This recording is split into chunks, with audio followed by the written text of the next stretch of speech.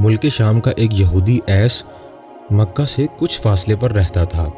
وہ جب بھی کسی کام سے مکہ آتا، وہاں کے لوگوں سے ملتا تو ان سے کہتا، بہت قریب کے زمانے میں تمہارے درمیان ایک بچہ پیدا ہوگا، سارا عرب اس کے راستے پر چلے گا اور اس کے سامنے ذلیل اور پست ہو جائے گا، وہ عجم اور اس کے شہروں کا بھی مالک ہو جائے گا۔ یہی اس کا زمانہ ہے۔ جو اس کی نبوت کے زمانے کو پائے گا اور اس کی پیروی کرے گا، وہ اپنے مقصد میں کامیاب ہوگا۔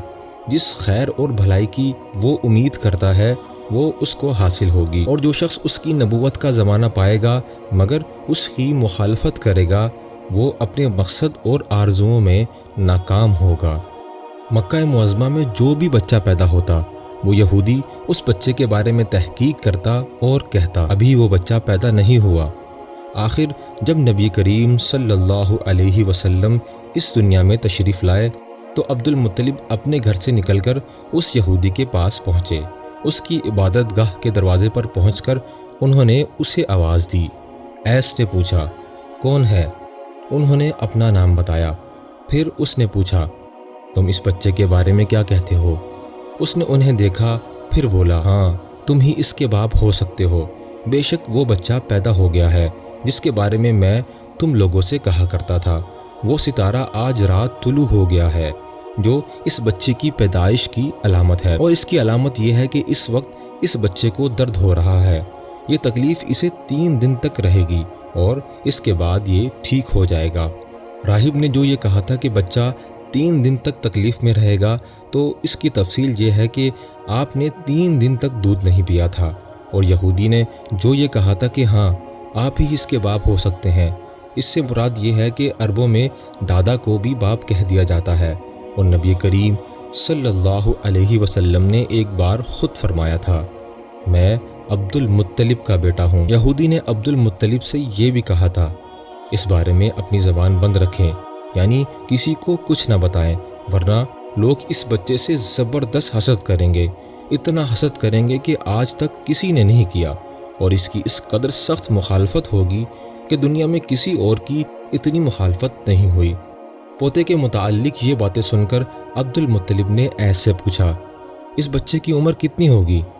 یہودی نے اس سوال کے جواب میں کہا، اگر اس بچے کی عمر تبھی ہوئی تو بھی 70 سال تک نہیں ہوگی، بلکہ اس سے پہلے ہی 61 یا 63 سال کی عمر میں وفات ہو جائے گی، اور اس کی امت کی اوسط عمر بھی اتنی ہی ہوگی۔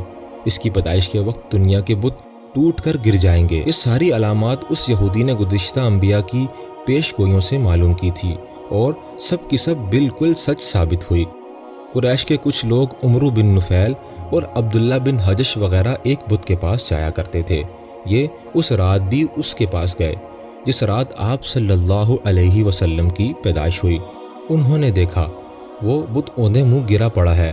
ان لوگوں کو یہ بات بہت بری لگی۔ انہوں نے اس کو اٹھایا اور سیدھا کر دیا، مگر وہ پھر گر گیا۔ انہوں نے پھر اس کو سیدھا کیا، وہ پھر الٹا ہو گیا۔ ان لوگوں کو بہت حیرت ہوئی اور یہ بات بہت عجیب لگی۔ تب اس بت سے آواز نکلی، یہ ایک ایسے بچے کی پیدائش کی خبر ہے جس کے نور سے مشرق اور مغرب میں زمین کے تمام گوشے منور ہو گئے ہیں۔ بت سے نکلنے والی آواز نے انہیں اور زیادہ حیرت زدہ کر دیا۔ بت شکن آیا یہ کہہ کر سر کے بل بت گر پڑے، جھوم کر کہتا تھا کعبہ الصلاۃ والسلام۔ اس کے علاوہ ایک واقعہ یہ پیش آیا کہ ایران کے شہنشاہ کسریٰ نوشیروان کا محل ہلنے لگا اور اس میں شگاف پڑ گئے۔ نوشیروان کا یہ محل نہایت مضبوط تھا، بڑے بڑے پتھروں اور چونے سے تعمیر کیا گیا تھا۔ اس واقعے سے پوری سلطنت میں دہشت پھیل گئی۔ شگاف پڑنے سے خوفناک آواز بھی نکلی تھی۔ محل کے 14 کنگرے ٹوٹ کر نیچے آ گرے تھے۔ آپ کی پیدائش پر ایک واقعہ یہ پیش آیا کہ فارس کے تمام آتش کدوں کی وہ آگ بجھ گئی جس کی وہ لوگ پوجا کرتے تھے اور اس کو بجھنے نہیں دیتے تھے، لیکن اس رات ایک ہی وقت میں تمام کے تمام آتش کدوں کی آگ آنن فانن بجھ گئی۔ آگ کے پوجنے والوں میں رونا پیٹنا مچ گیا۔ کسریٰ کو یہ تمام اطلاعات ملی تو اس نے ایک کاہن کو بلایا۔ اس نے اپنے محل میں شگاف پڑنے اور آتش کدوں کی آگ بجھنے کے واقعات اسے سنا کر پوچھا، آخر ایسا کیوں ہو رہا ہے؟ وہ کاہن خود تو جواب نہ دے سکا، تاہم اس نے کہا، ان سوالات کے جوابات میرا ماموں دے سکتا ہے، اس کا نام ستی ہے۔ نوشیروان نے کہا، ٹھیک ہے، تم جا کر ان سوالات کے جوابات لاؤ۔ وہ گیا، ستی سے ملا اور اسے یہ واقعات سنائے۔ اس نے سن کر کہا، ایک عصا والے نبی ظاہر ہوں گے جو عرب اور شام پر چھا جائیں گے، اور جو کچھ ہونے والا ہے ہو کر رہے گا۔ اس نے یہ جواب کسریٰ کو بتایا۔ اس وقت تک کسریٰ نے دوسرے کاہنوں سے بھی معلومات حاصل کر لی تھی۔ چنانچہ یہ سن کر اس نے کہا، تب پھر ابھی وہ وقت آنے میں دیر ہے، یعنی ان کا غلبہ میرے بعد ہوگا۔ پیدائش کے 7ویں دن عبد المطلب نے آپ کا عقیقہ کیا اور نام محمد رکھا صلی اللہ علیہ وسلم۔ عربوں میں اس سے پہلے یہ نام کسی کا نہیں رکھا گیا تھا۔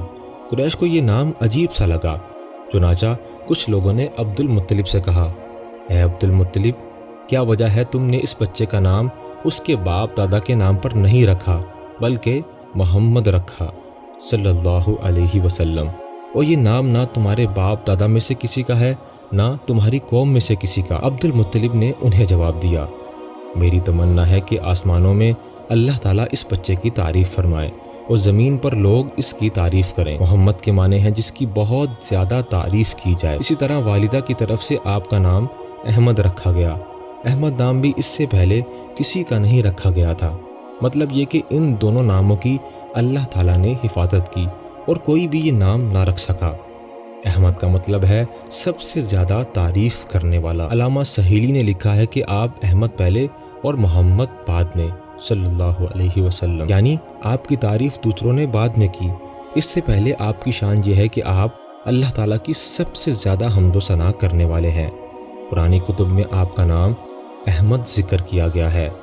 اپنی والدہ کے بعد آپ نے سب سے پہلے صوبیہ کا دودھ پیا۔ صوبیہ نبی کریم صلی اللہ علیہ وسلم کے چچا ابو لہب کی باندی تھی۔ ان کو ابو لہب نے آپ کی پیدائش کی خوشی میں آزاد کر دیا تھا۔ صوبیہ نے آپ کو چند دن تک دودھ پلایا۔ انہی دنوں صوبیہ کے ہاں اپنا بیٹا پیدا ہوا تھا۔ آپ کی والدہ نے آپ کو صرف 9 دن تک دودھ پلایا۔ ان کے بعد صوبیہ نے پلایا۔ پھر دودھ پلانے کی باری حضرت حلیمہ سعدیہ رضی اللہ عنہا کی آئی۔ حضرت حلیمہ سعدیہ رضی اللہ عنہا دوسری عورتوں کے ساتھ اپنی بستی سے روانہ ہوئی۔ ان کے ساتھ ان کا دودھ پیتا بچہ اور شوہر بھی تھے۔ حلیمہ سعدیہ رضی اللہ عنہا دوسری عورتوں کے بعد مکہ میں داخل ہوئی۔